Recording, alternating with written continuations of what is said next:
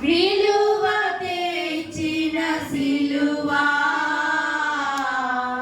సిలువ లేనిదే నాకు లేదు విలువ నా జీవితానికి సిలువ తెచ్చిన సిలువా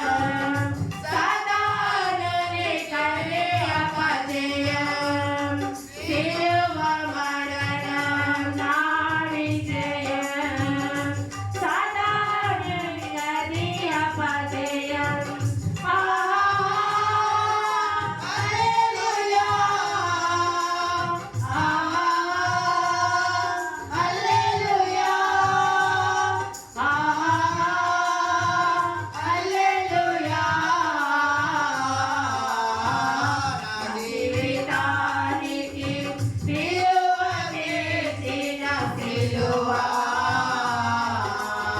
సిలువ లేనిదే నాకు లేదు విలువ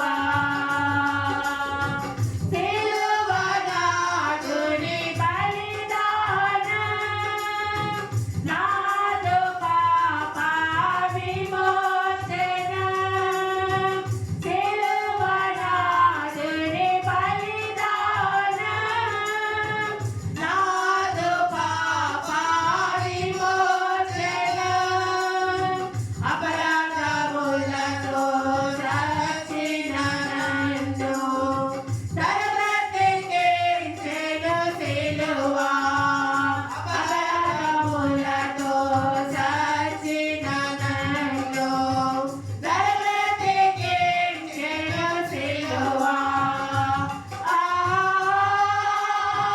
హల్లెలూయా హల్లెలూయా హల్లెలూయా జీవితానికి విలువ తెచ్చిన సిలువ సిలువ లేనిదే నాకు లేదు విలువ నా జీవితానికి విలువ తెచ్చిన సిలువ సిలువ లేనిదే నాకు లేదు విలువ హల్లెలూయా హల్లెలూయా హల్లెలూయా నా జీవితానికి విలువ తెచ్చిన సిలువ సిలువ లేనిదే నాకు లేదు విలువ వివరిస్తారు. దేవునికి వందనాలు. దేవుని కృపను బట్టి వచ్చిన సంఘస్థులందరూ కూడా నా ప్రత్యేకమైన వందనాలు తెలియజేసుకుంటున్నాను. ఒక మాట ప్రార్థన చేసుకున్నాం. మహాపరిశుద్ధుడైన మా ప్రియ పరలోకపు తండ్రి, అయ్యా నీ ఘనమైన శ్రేష్టమైన నామానికి నాయన అయ్యా లెక్కలేని స్తుతులు స్తోత్రాలు చెల్లించుకుంటున్నాం ప్రభువా. అయ్యా ఇదిగో నాయన అయ్యాగ్రాలను అయ్యా అక్రమస్త్రాలను ప్రభువా నాయన అయ్యా నీ సన్నిధానంలో నిలబడుటకు నాయన ఏ యోగ్యత లేని దాని తండ్రి నాయన అయినప్పటికీ ప్రభువా నీవు ఇచ్చిన ఈ సమయానికై నీకు వందనాలు తండ్రి నాయన. ఇదిగో ప్రభువా నాయన ఈ మధ్యాహ్న సమయంలో ప్రభువా నీవు ఇచ్చిన ఈ 6వ మాట నాయన పలుకుటకు తండ్రి అయ్యా నాకు జ్ఞానం కూడా లేని దాని ప్రభువా నాయన నువ్వు జ్ఞానాన్ని కూడా దయచేయమని నాయన తండ్రి ఇప్పుడు నాయన నీ సిలువ ధ్యానమును ప్రభువా నాయన ధ్యానం చేసుకోవడానికి అయ్యా ఈ శుక్రవారం రోజున మా అందరికీ ఇస్తున్న ఈ తరుణాన్ని బట్టి నీకు వందనాలు నాయన. అయ్యా నీ సిలువను చూడడానికి నీవు నా కొరకు మా కొరకు ప్రభువా సిలువలో పడిన శ్రమలు అయ్యా నిందలు నాయన అవమానాలు ప్రభువా నాయన అంతటిలో నాయన మేము ధ్యానించడానికి ప్రభువా అయ్యా నీవు చూపుతున్న కృపను బట్టి స్తోత్రాలు నాయన తండ్రి. అయ్యా నిన్ను ఇంకా ఎక్కువగా ప్రేమించడానికి అయ్యా నీ కొరకు ఇంకా ఎక్కువ నమ్మకమైన సాక్షులుగా మేము అందరము నిలవబడాలంటే ప్రభువా మా అందరి హృదయాలలోనైనా ప్రేరేపించండి ప్రభువా. ఈ పట్ల నాయన తండ్రి గొప్ప ప్రేమతో అయా విశ్వాసంతో నాయన నీ నిబంధనతో ప్రభువా మమ్మల్ని మా హృదయాన్ని ప్రభువా నాయన నీ వాక్యం ద్వారా మా అందరితో దర్శించి మాట్లాడమని నన్ను నీ సిలువ చాటున మరుగుపరుచుకోమని యేసు నామమున అడిగి పొందుకొచ్చున్నాము తండ్రి. ఆమేన్. పరిశుద్ధ గ్రంథంలో నుండి యోహాను సువార్త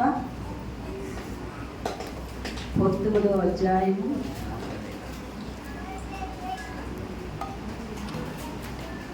30వ వచనం. యేసు ఆ చెరక పుచ్చుకొని సమాప్తమైనదని చెప్పి తల వంచి ఆత్మను అప్పగించెను. ఆత్మను అప్పగించెను. ఆ దినము చాలు.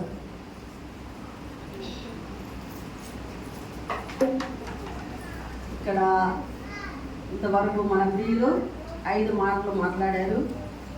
6వ మాటగా నాకు ఈ సమయం ఇచ్చారు. కానీ ఇక్కడ మాట్లాడిన వారే నీతిమంతులని, విశ్వాసులని ఎవరు కూడా బాధపడిన అవసరం లేదు. కానీ ప్రతి ఒక్కరు కూడా దేవునిలో ఎలాగే మాట్లాడాలని, ఎలాగే దేవుని విశ్వాసంగా ఉండాలని కొంతమందిని దేవుడు ఏర్పాటు చేస్తున్నాడు. అలాంటి సమయం మాకు కూడా వచ్చే సంవత్సరమైనా రావాలని ప్రతి ఒక్కరూ నమ్మకమైన విశ్వాసంతో, దృఢ సంకల్పంతో ప్రతి ఒక్కరూ కోరుకోవాలి. అయ్యో వాళ్ళు చెప్పారు, అక్కడ చెప్పిన వాళ్ళు ఆ రీతిగా ఉన్నారా, ఆ రీతిగా నడుచుకుంటున్నారా, ఆ రీతిగా మాట్లాడుతున్నారా, ఆ రీతిగా ప్రవర్తిస్తున్నారని ఎవరో సడుక్కోకూడదు, గొడుక్కోకూడదు. ఎందుకంటే నిలవబట్టి మనము మన స్థితి ఎలా ఉన్నా, మన పిల్లల్ని ఎలా చేసుకుంటాం, మనము మంచి దారిలో నిలబడాలని, మన ఉద్యోగం లేకపోయినా మన బిడ్డలు ఉద్యోగాలు చేయాలని, చదువుకోవాలని మనము ఆశపడతాం. అలాగే ఇక్కడ నిలబడిన మనం కూడా మనం ఎలా ఉన్నా, మనం ఉన్న సంఘస్థులకి మనం మంచిగా చెప్తే కూడా మంచిగా ఉంటారని ఇక్కడ నిలబడి చెప్పిన వాళ్ళు అలాంటి ఉద్దేశంతో మంచి మాటలు ఇక్కడ ఉండాలని చెప్పారు. ఎవరునూ నీతిమంతుడు లేడు, అందరూ పాపం చేసి దేవుడు అనుగ్రహించి మహిమను పొందలేకపోతున్నారని దేవుని వాక్యం సెలవిస్తుంది. అలాగే మనమందరం కూడా నీతిమంతులు కాము. కానీ ఇక్కడ వచ్చిన సమయాన్ని ప్రతి ఒక్కరూ సద్వినియోగం చేసుకోవాలి. చాలా మందిని కూడా అడిగాము, ఇంకా ఎవరైనా చెప్పగలరు అంటే చెప్తానన్నారు. కొంతమంది చెప్పలేకపోయారు. వారికి ఇంకొక సమయాన్ని కూడా వాళ్ళు సద్వినియోగం చేసుకోవాలని ప్రభువు పేరిట మీకు అందరికీ మనవి చేసుకుంటున్నాను. మొదటిగా ఈ శుక్రవారం రోజు మీకు అందరికీ గుడ్ ఫ్రైడే శుభాకాంక్షలు తెలియజేసుకుంటున్నాను.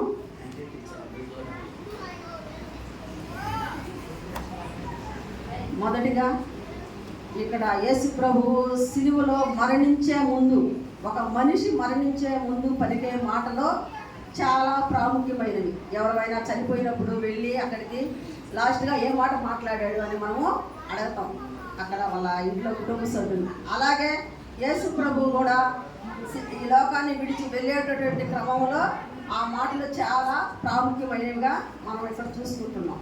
యేసుక్రీస్తు ప్రభువు సర్వమానవాళి పాపముల కొరకు సిలువలో మరణిస్తూ చివరిగా పలికిన ఈ 7 మాటలను మనము ఇంతవరకు 5 మాటలు ధ్యానించుకున్నాము. 6వ మాటగా సమాప్తం అయ్యిందని నాకు ఇచ్చిన ఈ సమయాన్ని మీతో పంచుకోవాలని నేను ఆశపడుతున్నాను. ఈ సమాప్తము అనే మాటను గ్రీక్ భాషలో టెటెలస్టాయ్ అని వాడారు. దీని అర్థము సంపూర్ణంగా చెల్లించుట అనేది. అలాగే ఇంగ్లీష్లో ఇట్ ఈజ్ ఫినిష్, సమాప్తమైంది. అలాగే తెలుగులో కూడా సమాప్తమైంది. ఏ విషయాలు సమాప్తం చేశాడు, ఏ విషయాలు దాగి ఉన్న మర్మాలు ఏమిటో కొన్ని విషయాలు ఖచ్చితంగా మనము ఇక్కడ గమనించాలి. యేసు ప్రభు ఏ విషయాల గురించి ఇక్కడ మాట్లాడారో వాటి గురించి మనము తెలుసుకున్నాము. మొదటిగా రోమా పత్రిక 10వ అధ్యాయము 4వ వచనం. విశ్వసించు ప్రతి వానికి నీతి కలుగుటకై క్రీస్తు ధర్మశాస్త్రమునకు సమాప్తి అయి ఉన్నాడు. ధర్మశాస్త్రులు మూలమునకు నీతిని నెరవేర్చువారు దాని వలనే జీవించునని మోషే రాయించినాడు. చాలు.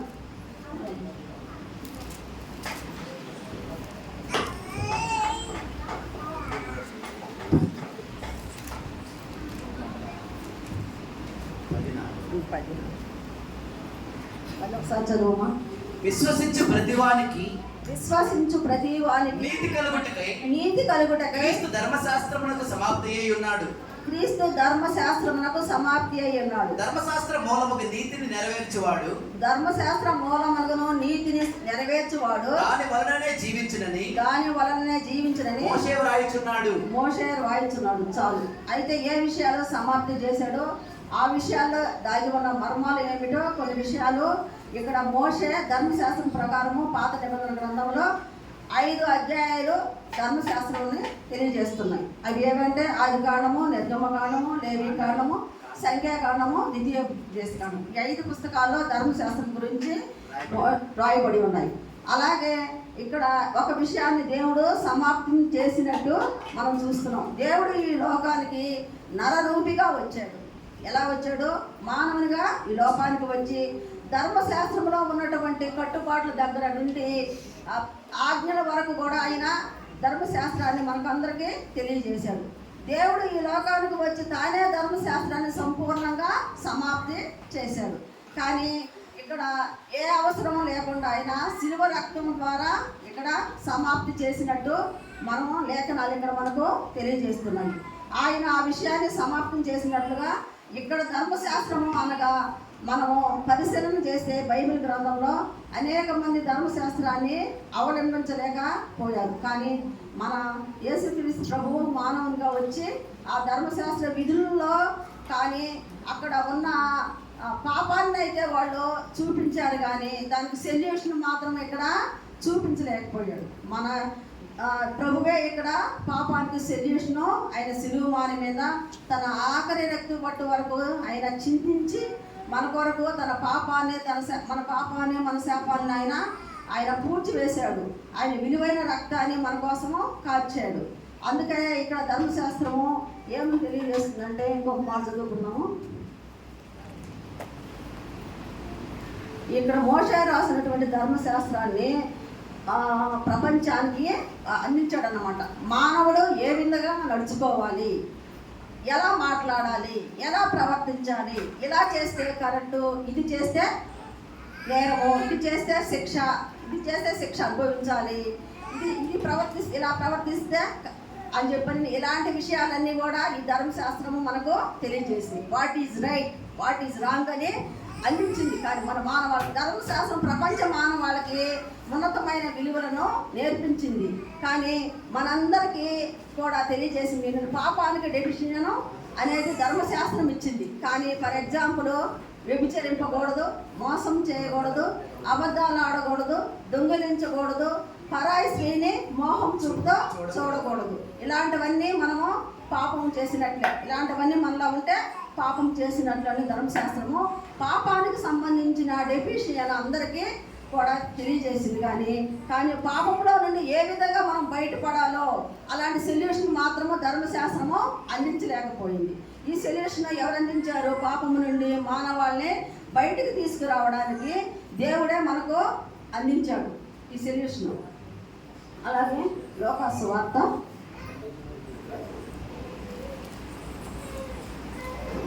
4వ అధ్యాయం 18 ఉంటుంది. ప్రభు ఆత్మ నా మీద ఉన్నది,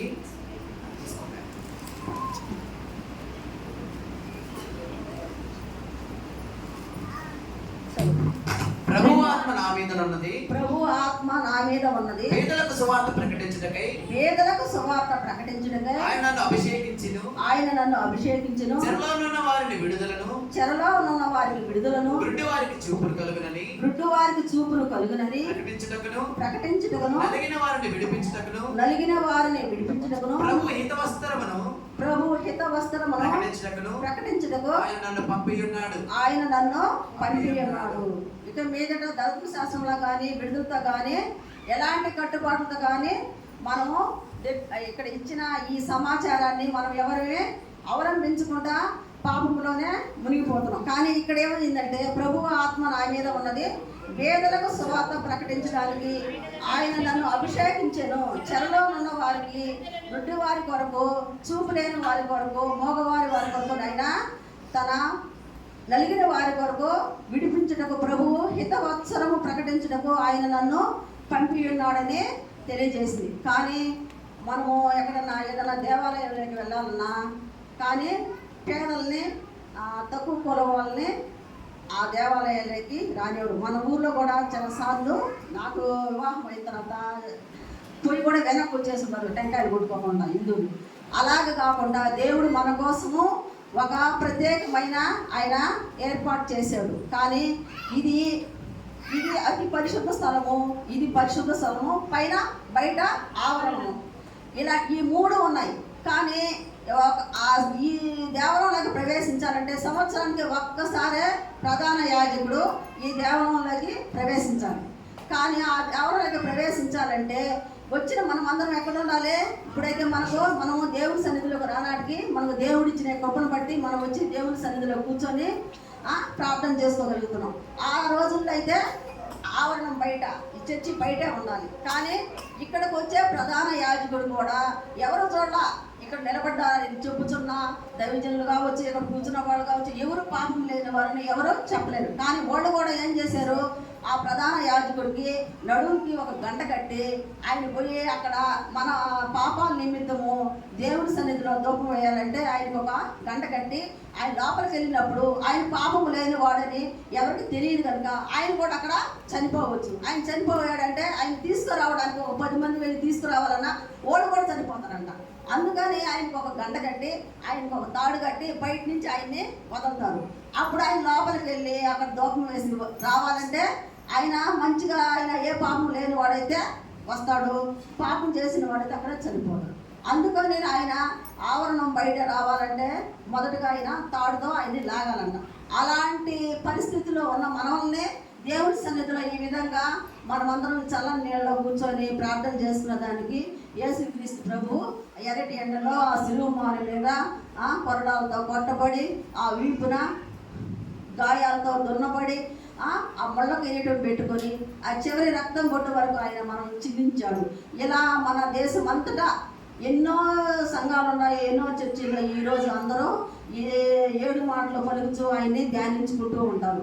అలాగా ఆయన ధ్యానించుకుంటే కాదు, ఆయన చేసిన ఆ భక్తిని కూడా మనందరం కూడా చేయాలని ఈరోజు ప్రతి ఒక్కరు మరొక సంవత్సరం ఈ మాటలో తెలిసినవే మనం అందరం చెప్పినోడనే చెప్పుకుంటూ ఉంటాము. 7 మాటలు ఇప్పుడు 2023 నుంచి నేను కూడా చెప్తానే ఉన్నా, 2003 నుంచి అలాగే అందరమే ఈ చెప్పుకుంటూనే ఉంటాము. ఇలా జరుగుతూనే ఉన్నాయి. కానీ ఇలాంటివి మనకు జరగాలంటే యేసు ప్రభు మన కోసము, మన పేదల కోసము మనం ఏమంటారు? అందరూ పేదోడ దేవుడు అని అంటారు యేసు ప్రభుని. గొప్పవాళ్ళ దేవుడు కాదు, పేదల దేవుడు అని కూడా అంటారు. ఎందుకంటే ఆయన చేసింది మన పేదల కోసమే. మనకి ఇక్కడ కుల మతాలు ఏమి ఉండదు, ఉంటాయి మనకు. అదే ఒకటి బ్రాహ్మణులు అయితే వాళ్ళ దేవాలయాలకు పోవాలంటే మనము మాలోనే రానివ్వరు. కానీ ఇక్కడికి అన్ని కులాలు రావచ్చు. అందరికీ యేసుక్రీస్తు ప్రభు అని లేఖనము తెలియజేస్తుంది. అలాగే యోహాను సువార్త 17వ అధ్యాయము 4వ వచనం చూసుకోండి. చేయటకు నీవు నాకు ఇచ్చిన పని. యోహాను సువార్త 17:4.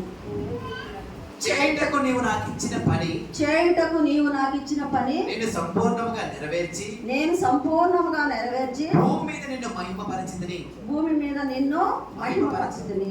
చేయుటకు నీవు నాకు ఇచ్చిన పని నేను సంపూర్ణముగా నెరవేర్చి భూమి మీద నిన్ను మహిమపరచితిని. యేసుక్రీస్తుకి ఇచ్చిన పని సంపూర్ణంగా చెల్లించినట్లు మనము లేఖనాల్లో చూస్తున్నాం. ఆయన సంపూర్ణంగా చెల్లించాడా, సగంలోనే వదిలేశాడు మనల్ని. ఆయనకి చెప్పిన పని సంపూర్ణంగా ఇక్కడ సమాప్తం అయిందని లేఖనాలు 6వ మాటగా మనకు తెలియజేస్తున్నాయి. చేయుటకు నీవు నాకు ఇచ్చిన పని నేను సంపూర్ణంగా నెరవేర్చి భూమి మీద నిన్ను మహిమపరచితిని అని లేఖనము తెలియజేస్తుంది. సంపూర్ణంగా ఆయన ఒక విజయోత్సవ కేక అంటే ఆయన మాట్లాడిన 3 మాటలు మాత్రము ఆయన ఉద్దేశించి చుట్టుపక్కల ఉన్నవారు ఉద్దేశించి మాట్లాడాడు. 4 మాటలు తనను ఉద్దేశించుకొని మాట్లాడిన మాటలు చివరి క్షణాల్లో. అలాగే ఇక్కడ యోహాను సువార్త 10వ అధ్యాయము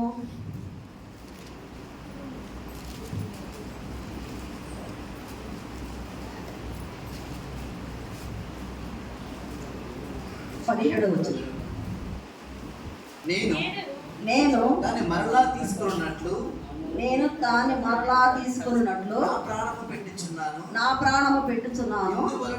ఇందువలనే నా తండ్రి నన్ను ప్రేమించుచున్నాడు. నా తండ్రి నన్ను ప్రేమించుచున్నాడు. ఎవడునూ నా ప్రాణము తీసుకొనడు. ఎవడునూ నా ప్రాణము తీసుకొనడు. నా అంతట నేనే దాన్ని పెట్టుచున్నాను. దాన్ని పెట్టుటకు నాకు అధికారం కలదు. తిరిగి తీసుకొనుటకును దాన్ని తిరిగి తీసుకొనుటకును నాకు అధికారం కలదు. నా తండ్రి వలన ఈ ఆజ్ఞ పొందితిని అనెను. ఇక్కడ నేను మరలా తీసుకున్నట్లు నా ప్రాణము పెట్టుచున్నాను. ఇందువల్లనే నా తండ్రి నన్ను ప్రేమించుచున్నాడు. ఎవడనూ నా ప్రాణము తీసుకొనడు. నా అంతట నేనే దాన్ని పెట్టుచున్నాను. దాన్ని పెట్టుటకు నాకు అధికారం కలదు. దాన్ని మళ్ళీ తిరిగి తీసుకోవడానికి కూడా దేవునికి అధికారం ఉన్నది.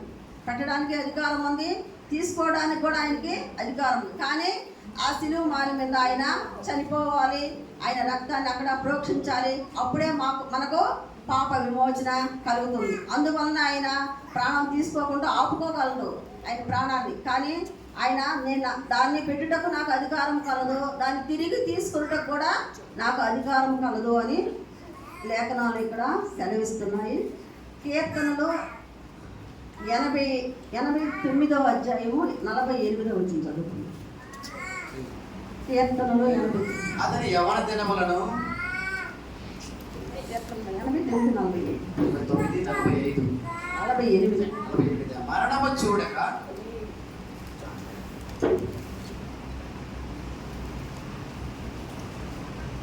మరణము చూడక బ్రతుకు నరుడెవడు పాతాళము యొక్క వశము కాకుండా తన్ను తాను తప్పించుకోగలవాడెవడు. మరణము చూడక బ్రతుకు నరుడెవడు. ప్రతి ఒక్కరికి మరణం అనేది వస్తాడు. అయితే కొంతమంది ముందుగా పోతారు, కొంతమంది లేటుగా పోతారు. అలాగే మరణంను చూడక బ్రతుకు నరుడు ఎవడు, పాతాళము యొక్క వశము కాకుండా తన్ను తాను తప్పించుకొనగల వాడెవడు అనే లేఖనము తెలియజేస్తుంది. ప్రతి ఒక్కరూ ఏదో ఒక రోజు మరణించాల్సింది. మరణానికి ముందు మనము చేయాల్సినవి ఎన్నో ఉంటాయి. కానీ కొన్ని మంచి పనులు చేస్తే మంచిగా దేవుడు మన సంఘస్థులు కానీ చుట్టుపక్కల ఇరువురు వారు చెప్పుకుంటారు. చెడుగా చేస్తే వాళ్ళంతా లేదు అనేది కూడా అంటారు. కానీ మరణానికి ముందు మనం చేయాల్సింది మొదటగా దేవుని సన్నిధిలో నువ్వు ఎవరు ప్రతి ఒక్కరినో వాని క్రియలు చొప్పున మీకు సిద్ధపరిచిన జీతము నా యొద్దనున్నది అని దేవుని వాక్యము సెలవిస్తుంది. ఇక్కడ ఎవరు చూడకపోవచ్చు, కానీ దేవుడు మనల్ని చూస్తాడు.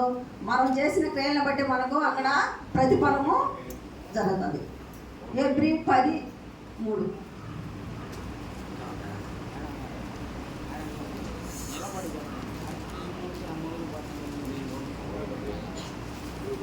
అయితే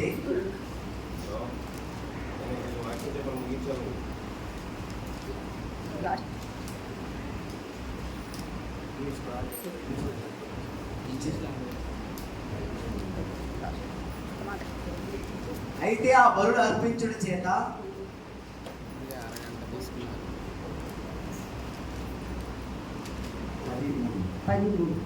అయితే ఆ బలులు అర్పించుడి చేత ఏటేట పాపముల జ్ఞాపకమునకు వచ్చుచున్నవి ఏలయనగా ఎడ్ల యొక్కయు మేకల యొక్కయు రక్తము పాపములను తీసివేయుట అసాధ్యము. కాబట్టి ఆయన ఈ లోకమందు ప్రవేశించినప్పుడు ఎలాగో చెప్పుచున్నాడు. అయితే ఆ బలులో అర్పించుట చేత ఏటేట పాపములో జ్ఞాపకమునకు వచ్చుచున్నాయి. ఇక్కడ ఇంతకుముందు ఎడ్ల యొక్కయో మేకల యొక్కయో రక్తాన్ని మన పాపాలని తీసివేయటకు చేయాలంటే అప్పుడు అసాధ్యం అని చెప్పుచున్నారు. కాబట్టి ఆయన ఈ లోకం ముందు ప్రవేశించినప్పుడు ఎలాగో చెప్పుచున్నాడు. బలియో అర్పణయో నీవు కోరలేదు, కానీ నాకు ఒక శరీరంను అర్పించితివి. పూర్ణ హోమములను పాప పరిహారార్థ బలులను నాకు ఇష్టమైనవి కావు. అప్పుడు నేను గ్రంథపు చుట్టలో నన్ను గూర్చి వ్రాయబడిన ప్రకారము దేవా నీ చిత్తము నెరవేర్చుటకు ఇదిగో నేను వచ్చి ఉంటానంటే ఇలాగ ఈ వాక్యాన్ని సమయం అయిపోయింది కాక ఎక్కువ సమయం తీసుకున్నట్టున్నాను. కానీ ఇప్పుడు మనమందరము ఈ సిలువ ధ్యాన దినాల్లో చెప్పినప్పుడు మనం చెప్పి దాన్ని నెరవేర్చకపోతే మనము మనకన్నా కానీ అంత ఎక్కువ ఎవరో ఉండరు. కానీ మనము చెప్పిన వారు అందరం కూడా ఇలాగే ఉండాలి, ఇలాగే నడుచుకోవాలని ప్రభు పేట మిమ్మల్ని అందరినీ కోరుకుంటూ సెలవు తీసుకుంటాం. దేవుడి మాటలు దీవించుగాక. ఆమేన్. మిక్కిలిగా ప్రేమించిన మా ప్రియ పరలోకపు తండ్రి, నీ ఘనమైన పాదాలకు వందనములు. 6 మాటలు మేము విని ఉన్నాము, 7వ మాటలో మేము ప్రవేశించుండగా నీ కుమారుడు జాన్ మార్కు కూడా బలపరిచి నాకు మాకు అవసర వాక్యం అందింపచేసి బలపరచమని మా ప్రభువు రక్షకుడైన క్రీస్తు అడిగి వేడుకొచ్చున్నాము పరమ తండ్రి. ఆమేన్. 71వ పాట ఎవరైనా పాడతారా? రక్తమే జయం సిలువ కల్వారి యేసుని రక్తమే జయం. అది పాట రక్తమే జయ రక్తమే జయ కల్వారి యేసుని రక్తమే జయ కరుణా యేసుని రక్తమే జయ కరుణా యేసుని రక్తమే జయ పాపాన్ని కడిగిన రక్తమే జయ శాపాన్ని మాపిన రక్తమే జయ పాపాన్ని కడిగిన రక్తమే జయ శాపాన్ని మాపిన రక్తమే జయ పరిశుద్ధ పరచిన రక్తమే జయ పరిశుద్ధ పరచిన రక్తమే జయ శాంతిని నొసగిన రక్తమే జయ శాంతిని నొసగిన రక్తమే జయ రక్తమే జయ రక్తమే జయ కల్వారి యేసుని రక్తమే జయ కరుణా యేసుని రక్తమే జయ కరుణా యేసుని రక్తమే జయ సాతాన్ని బంధించిన రక్తమే జయ నా కోసం క్రయమైన రక్తమే జయ సాతాన్ని బంధించిన రక్తమే జయ నా కోసం క్రయమైన రక్తమే జయ సందేహం తీర్చిన రక్తమే జయ సందేహం తీర్చిన రక్తమే జయ పరలోక మార్గమైన రక్తమే జయ పరలోక మార్గమైన రక్తమే జయ రక్తమే జయ రక్తమే జయ కల్వారి యేసుని రక్తమే జయ కరుణా యేసుని రక్తమే జయ కరుణా యేసుని రక్తమే జయ. ఈ సమయంలో మన మధ్యలో ఉన్న సహోదరు జాన్ మార్కు 7వ మాటను వివరిస్తారు. ఈ అవకాశం ఇచ్చినటువంటి సేవకులకు ప్రత్యేకమైన వందనాలు తెలియజేస్తున్నాను. కూడి వచ్చిన మీకు అందరికీ వందనాలు. చిన్న ప్రార్థన చేసుకుని మనం 7 మాటలోకి వెళ్దాం. జీవం గల దేవా, నీ ఘనమైన పాదాలకు వేలాది వందనాలు. ఈ మధ్యాహ్న సమయంలో మీరు పలికినటువంటి సిలువలో పలికిన మాటలలో ఒకదైనటువంటి 7వ మాటలు ప్రభువా, నేను చెప్పడానికి నాకు ఇచ్చిన గొప్ప అవకాశాన్ని బట్టి స్తోత్రములు. చెప్పడానికి యోగ్యత లేనివాడిని, వ్యభిచారిని, నరహత్యకుడిని, మోసగాడిని ప్రభువా, నన్ను కూడా నువ్వు వాడుకుంటున్న విధానాన్ని బట్టి స్తోత్రములు చెల్లిస్తా ఉన్నాం. ఇక్కడ నిలబడింది నేనప్పటికీ ప్రభువా, నీ ప్రజలతో నీ బిడ్డలతో నీవే నా ద్వారా మాట్లాడమని యేసయ్య పరిశుద్ధ నామములో ప్రార్థన చేసి అడిగి వేడుకొంచున్నాం తండ్రి. మరి నాకు ఇచ్చినటువంటి మాట 7వ మాట. 7వ మాట ఇంకా అన్నీ 5-6 మాటలు దగ్గరగా అన్నీ అదే మాటలా ఉంటుంది కాబట్టి త్వరగా ముగించుకుందాం. 7వ మాటకి సంబంధించినటువంటి వాక్య వివరణ చదవండి.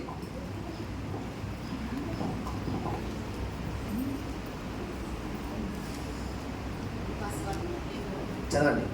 అప్పుడు రమారమి మధ్యాహ్నమాయను అది మొదలుకొని 3 గంటల వరకు ఆ దేశమంతటి మీద 46 చదవండి సరే. అప్పుడు యేసు గొప్ప శబ్దముతో కేక వేసి తండ్రి నీ చేతికి నా ఆత్మను అప్పగించుకొనుచున్నాను నేను. ఆయన ఇక్కడ మనం చూసినట్లయితే ఇప్పుడు 6వ మాట 7వ మాట దగ్గరగా ఉంటుంది. సమాప్తము ఏమైపోయిందంట, ప్రతి ఒక్కటి ప్రభువుకి ఏదైతే పని అప్పగించారో సమకూర్చాడు, సమాప్తి చేశాడు. ఇక్కడ సమకూర్చి సమాప్తి అయిన తర్వాత చివరిలో ఒకే ఒక క్షణం ప్రభువుకి ఉంది. అదేంటంటే ఆత్మని అప్పగించడం. ఒకే ఒక క్షణం ఎందుకు చెప్తున్నానంటే, మన ప్రాణం ఎప్పుడు పోతుందో తెలియదు, మనకు ఏ క్షణంలో పోతుందో తెలియదు. ఒకే ఒక క్షణం తెలుసు. బ్రతుకంతా ఎన్ని సంవత్సరాలు బ్రతికినా ఒకే క్షణంలో మరణించాలి కనుక ప్రభుకి ఒక్క క్షణమే ఆగి ఉన్నది. సమాప్తం అయిపోయినదని దేవుడికి చెప్పి పెద్ద కేక వేసి దేవుడు తన ఆత్మని అప్పగించేశాడు. ఇక్కడ మనం చూసినట్లయితే ఆ దినమున ఉదయకాల సమయంలో 8 గంటలకి పిలాతు ఒక జడ్జిమెంట్ ఇచ్చాడు, ప్రభువుని సిలువకి అప్పగించండి అని. అసలు పిలాతు ఎందుకు ఇవ్వాల్సి వచ్చింది అంటే, మనం చూసినట్లయితే గత వారంలో మనం ఏం చేసుకున్నాం, ఆదివారం మట్లాదివారం చేసుకున్నాం. ఏ ప్రజలైతే మట్లాదివారం మన హోసన్నకు జయము అని పలికారో ఆ ప్రజలే ఆ దినమున ఏమని పలికారంటే, ప్రభువుని సిలువకు అప్పగించండి. ఎంత దౌర్భాగ్య పరిస్థితి చూద్దాం, ఎంత భయంకరమైనటువంటి ఆ యొక్క సందర్భము. మనము కూడా ఈ దినమున మట్లాదివారం ప్రతి ఊర్లో మన ఊర్లో ప్రతి వీధికి వెళ్ళాం, హోసన్న చూపాటలు పాడాం. వారు కూడా మనలాంటి వారే. ఎవరైతే ఆ దినమున హోసన్న జయమో జయమో అని అరిచిన ప్రజలే ఆ దినమున దేవుడిని వీడిని లేదా ఇతన్ని సిలువకి అప్పగించండి అని పెద్ద కేకలు వేశారు. పెద్ద కేకలు వేసి పిలాతు దగ్గర అరిచినప్పుడు ఇక్కడ మనం చూడొచ్చు, కొన్నిసార్లు మనం అన్యాయపు తీర్పులు ఉంది అని దేవుడికి మనం పాటలు పాడుతుంటాం. ఇక్కడ జరిగినటువంటి అన్యాయమైన తీర్పు ఏంటంటే, మనం లోకంలో చూసినట్లయితే తీర్పులు అనేది రాత్రికాల సమయంలో జరగవు. ప్రభువుని గెస్సేమని తోటలో ఎప్పుడు పట్టుకున్నారు? రాత్రికాల సమయంలోనే. ఈ రాత్రిలోనే పట్టుకున్న తర్వాత ప్రభువుని పిలాతు దగ్గరికి, కైపా దగ్గర నుంచి పిలాతు దగ్గర నుంచి హేరోదు దగ్గర నుంచి మరలా పిలాతు దగ్గరికి ఒకే ఒక్క రోజులో, మన లోకానుసారంగా చూసినా సరే ఎవరైనా సరే మల్టిపుల్ కోర్ట్స్కి అంటే రకరకాల ఉన్నటువంటి కోర్టులకి ఒకే రోజు తెంపారు. ఈ కోర్టులో అక్కడ పోస్ట్పోన్ అయిన తర్వాత ఇంకో కోర్టుకి, ఆ కోర్టు నుంచి అక్కడ కుదరకపోతే, అక్కడ జడ్జిమెంట్ రాకపోతే ఇంకో కోర్టుకి ఇంకో దినాన సమయాన్ని ఇచ్చి తీసుకెళ్తారు. కానీ ఆ రాత్రికాల సమయంలోనే ఇవన్నీ జరిగిపోయినాయి. ఒకే రోజు, అది కూడా రాత్రికాల సమయంలో తీర్పు ఇవ్వడం జరిగింది. పిలాతుకి ఎన్నిసార్లు దేవుడి విషయంలో పరీక్షించినా కూడా ఏ తప్పిదమో లేనప్పటికీ కూడా ప్రజలందరూ కేకలు వేసి అతన్ని సిలువకు అప్పగించమని చెప్పినప్పుడు తను ఏమి చేయలేక పిలాతు ప్రభువుని 8 గంటల సమయంలో సిలువకు అప్పగించేశాడు. ఆ ప్రాంతం ప్రెతోరియం అనే ప్రాంతంలో పిలాతు దేవుడిని ప్రభువుని సిలువకు అప్పగించాడు. సిలువకు అప్పగించిన తర్వాత ఆ యోధులు అక్కడ వాళ్ళు ఉన్నటువంటి వారు మొదటిగా ప్రభువుని కొరడాలతో కొడతా ఉన్నారు. చరిత్రకారులు మనం చెప్తా ఉన్నారు చాలా మంది, కొరడాలు కొట్టేటప్పుడు ఒక కొరడా దెబ్బ కొడితే 104, 105 వచ్చినటువంటి జ్వరం వచ్చినటువంటి వ్యక్తి ఏ విధంగా అయితే వణికిపోతాడో, ఆ కొరడా దెబ్బ తగిలినప్పుడు ఆ దెబ్బకి లోపల ఉన్నటువంటి శరీరం అంతా కూడా ఒక వణుకుతో ఉండిపోతాడు. అటువంటి దెబ్బలు ఆ యూదులు ఏం చేశారు, 1 కాదు 2 కాదు, 1 తక్కువ 40, 39 కొరడా దెబ్బలు కొట్టారు. మనం ఒక కొరడా దెబ్బ తినడానికి ఇదైపోతాం. తప్పు చాలా మంది ఆ రోజుల్లో చూసినట్లయితే, ఈ రోజుల్లో పోలీస్ స్టేషన్లు ఉన్నాయి, కానీ కొన్ని రోజుల క్రితం వెళ్తే పెద్ద మనుషులు చావిడీలు ఉండేవి. ఆ దినంలో తప్పు చేసిన వారిని చెట్టుకు కట్టేసి కొరడాలతో కొట్టేవారు. కానీ దేవుడే తప్పు చేశాడు? ఏమైనా తప్పు చేశాడా? ఏమైనా పాపం చేశాడా? కానీ అక్కడ చెప్తా ఉన్నాడు, ఒక కొరడా దెబ్బ ఎంత భయంకరంగా ఉంటుందో అటువంటి కొరడా దెబ్బలు నినా నిమిత్తమై దేవుడు పొంది ఉన్నాడు. 39 పొంది ఉన్నాడు. నీ భర్త, నీ భార్య, నీ బిడ్డలో నీ కోసం పొందుతారా? ఒక్క మాట కూడా అనిపించుకోలేరు. ఇది ఎందుకు చెప్తా ఉన్నానంటే, ఫర్ ఎగ్జాంపుల్ నాకే ఇది అనుభవించాను. నేను పొదుపులో ఉన్న నా భార్య 2-3 నెలలు లోన్ కట్టడానికి మాకు డబ్బులు అందకపోతే నా తల్లిని అడిగారట, అమ్మా నీ కొడుకే కదా లోన్ విషయం అడిగినప్పుడు ఆమె చెప్పింది, అతనికి నాకు నన్ను ఎందుకు అడుగుతారు, అతను అడగండి అని. నేను కూడా చెప్పాను. ఆమె అన్నప్పుడు చాలా బాధ అనిపించింది. కడుపున పుట్టిన కుమారుడిని 10 మంది అడిగినప్పుడు లోకానుసారంగా ఆమె డబ్బులు కట్టవలసి వస్తుందని చెప్పి ఆమె ఒప్పుకోలేకపోయింది. కానీ ప్రభు మీనా పాప నిమిత్తమేమో 39 కొరడా దెబ్బలు తిన్నాడు. ప్రియ దేవుని సంగమా, 39 కొరడా దెబ్బలు కొట్టిన తర్వాత కూడా యోధుల యొక్క కోపము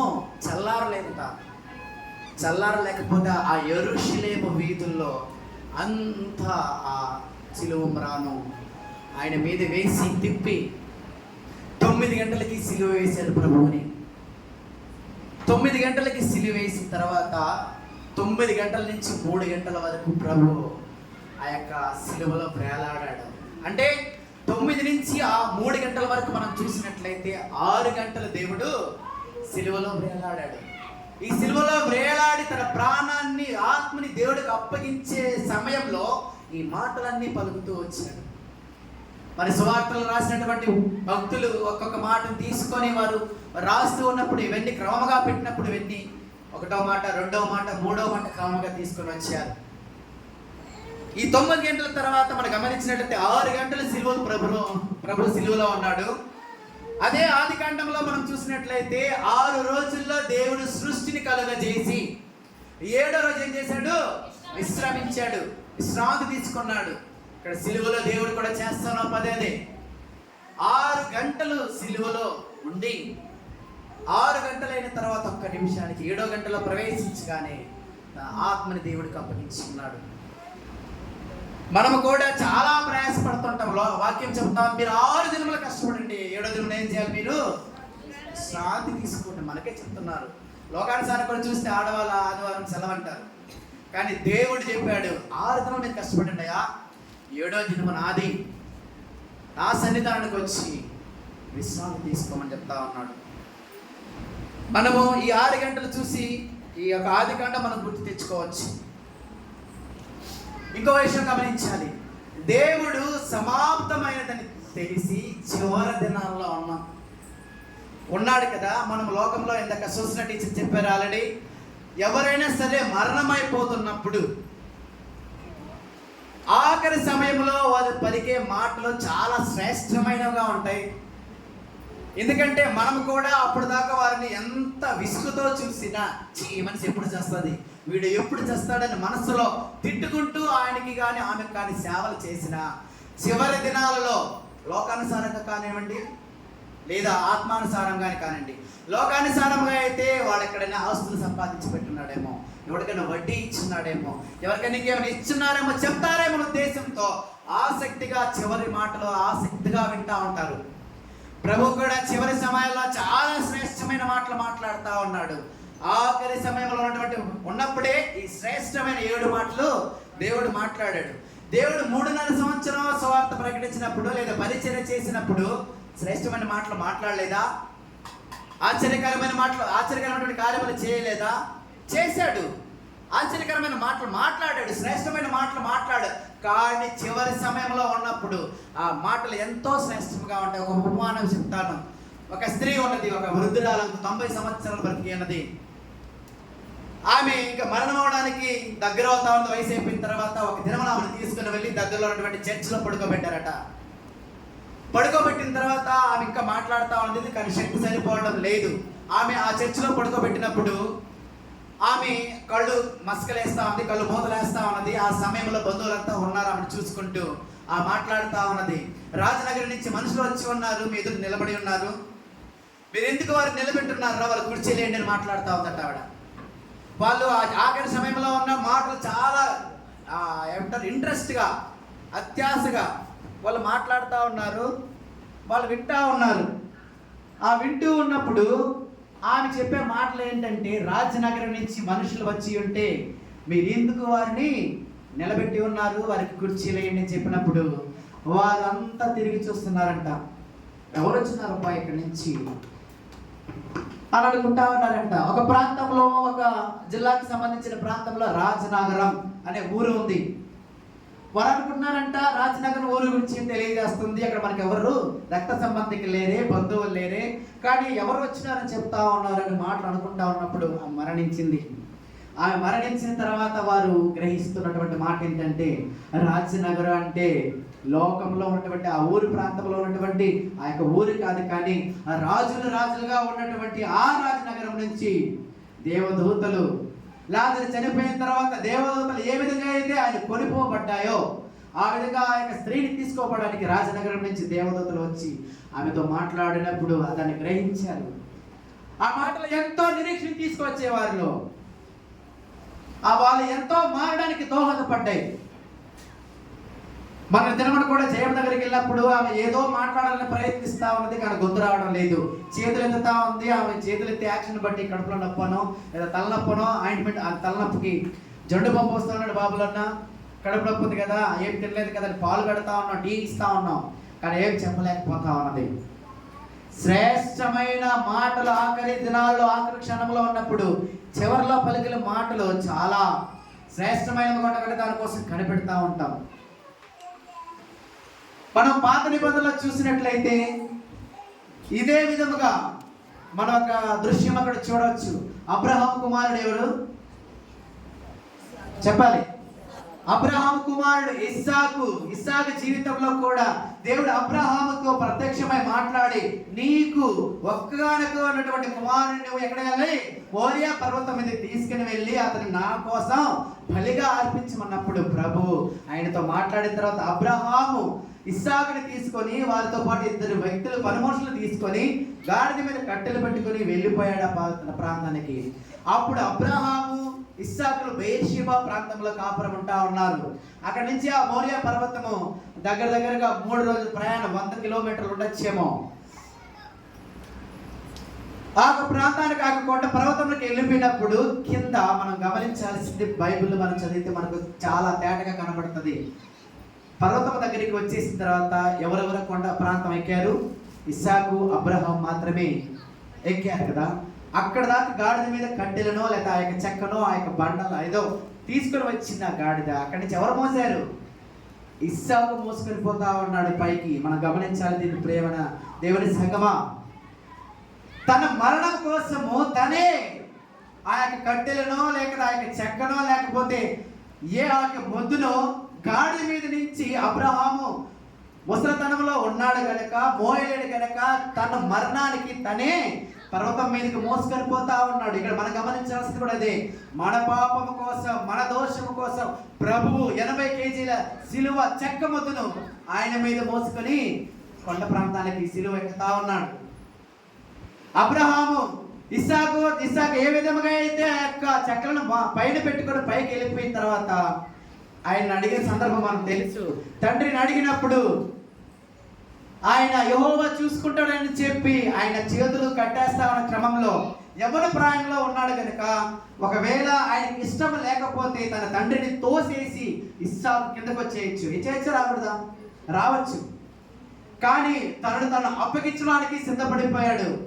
నా తండ్రి ఈ విధంగా చేయమన్నాడు కనుక తండ్రికి ఏ విధంగా అయితే కుమారుడు ఆ విధంగా లోబడ్డాడో ప్రభు అయిన క్రీస్తు కూడా తన తండ్రికి తనకిచ్చినటువంటి నువ్వు ఖచ్చితంగా సిలువలో మరణించాలని చెప్పిన ప్రకారము తండ్రి ప్రభువు కూడా అప్పగించేస్తున్నాడు కనుకనే తన మ్రానుని తనే ఎత్తుకుని కొండ మీదకి వస్తా ఉన్నాడు. కానీ ఇక్కడ మరి గమనించాల్సింది ఒకటే, ఇస్సాకు పైకి వెళ్ళిపోయిన తర్వాత ఆ కట్ల మీద అబ్రహాం అతను పడుకోబెట్టి కత్తెత్తి చంపబోతున్నప్పుడు దేవుడు మాట్లాడి ఆయనకు బదులుగా సబ్స్టిట్యూషన్ అక్కడ జరిగింది. ఆయనకు బదులుగా ఆ యొక్క చెట్లలో పొదలలో తగులుకున్నటువంటి పొట్టేలను దహన బలిగా అర్పించమన్నాడు. కానీ ఇక్కడ ప్రియమైన దేవుని సంగమా, ప్రభువు కోసం ప్రభువుకి బదులుగా ఎవ్వరూ ఉండలేరు కూడా. ప్రభువు మాత్రమే నీ కోసం, నా కోసం, నీ నా పాపముల కోసం సిలువలో